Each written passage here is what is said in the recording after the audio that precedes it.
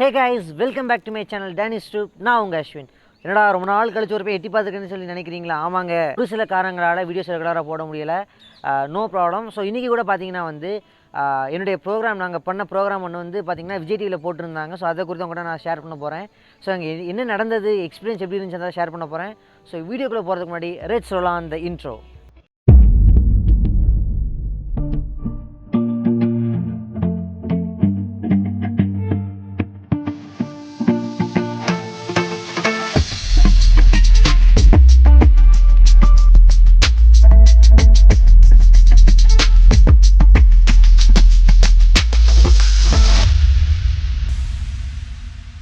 Friends பார்த்தீங்க அப்படின்னா ஒரு 3 வீக்ஸ் முன்னாடி எங்கள் காலேஜுக்கு விஜய் டிவி சேனல்லேருந்து வந்திருந்தாங்க.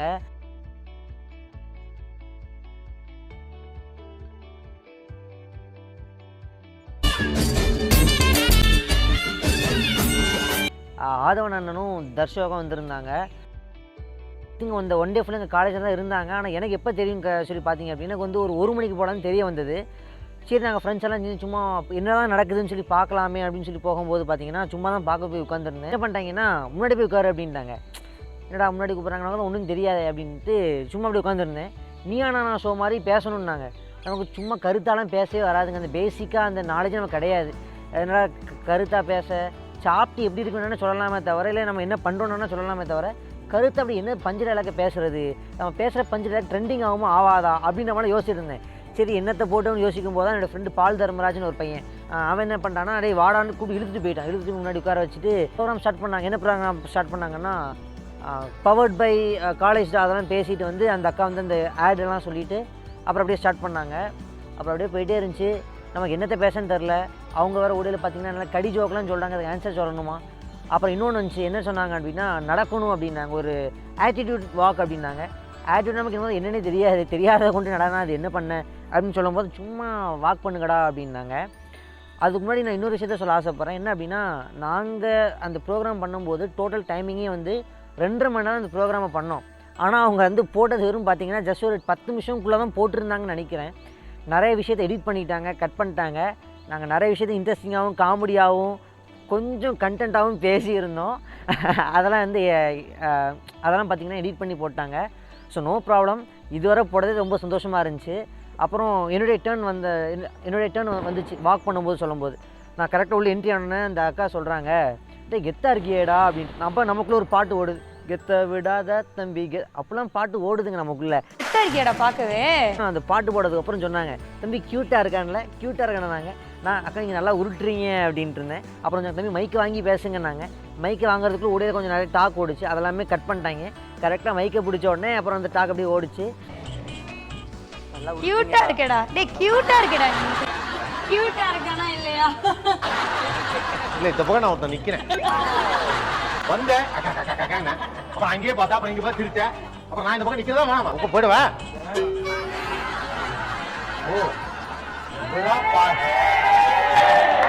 பார்த்தல பாத்தீங்க எவ்வளவு கேட்டு. அதாவது அவன் என்ன அப்படி பிடிக்கும் போதே தெரிஞ்சிருச்சு அந்த பக்கம் ஏதோ கழிட்டு போடுறாங்க. வாக் போயிட்டு வான்னாங்க. நான் ஒரு வாக் போயிட்டு வந்தேன்.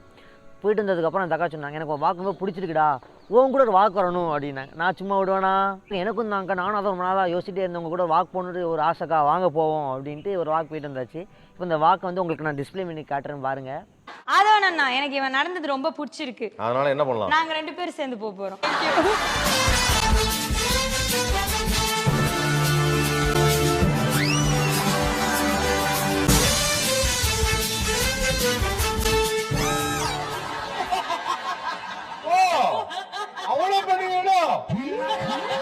அப்புறம் கரெக்டாக வாக் பண்ணி போயிட்டு முடிச்சுட்டு வந்தோடனே ஆதன் என்ன கொஞ்சம் ஃபன் டாக் பண்ணாங்க. அதெல்லாம் போட்டால் அவ்வளோதான், நான் எங்கேயோ போயிருப்பேன். அந்த மாதிரி தான் இருந்துச்சு. இப்போ முடிச்சுட்டு போகும்போது எனக்கு டைம் ஆயிடுச்சு. நான் ஒரு 3:45 இருக்கும். நான் சொன்னேன், அக்கா நான் கிளம்புறேங்க்கா அப்படின்னு. தர்ஷாக்கா கூப்பிட்டு, டேய் தம்பி கிளம்பாதான், இன்னும் கொஞ்சம் இருந்துட்டு போடா, சும்மா ½ மணி நேரம் இருந்துட்டு போடா, இன்னொரு ப்ரோக்ராம் இருக்குது அப்படின்னாங்க.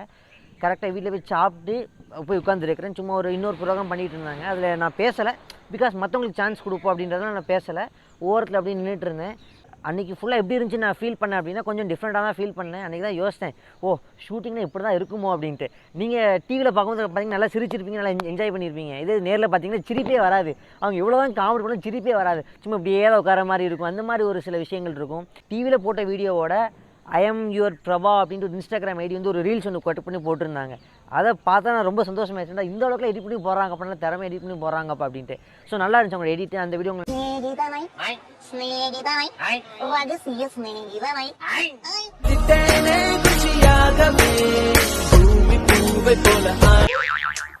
என்ன இது என்ன பிரமாதம், இதுக்கு மேல ஸ்பெஷல் ஐட்டமே இருக்கு.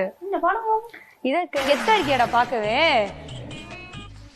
கியூட்டா இருக்கேடா. டேய் கியூட்டா இருக்கேடா. ஓவரா போயிட்டு இருக்கோமோ.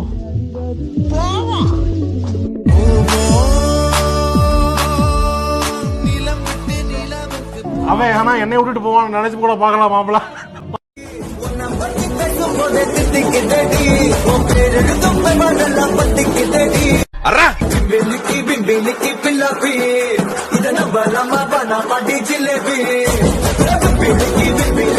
நான் கிளம்பிட்டேன். கிளம்பும்போது தர்ஷாக்கா சொன்னாங்க, அஸ்வினி நல்லா பண்ணடா அப்படின்ட்டு விஷ் பண்ணாங்க. ஆதனனும் டே தம்பி பாய்டா அப்படின்ட்டு நல்லா விஷ் பண்ணாங்க.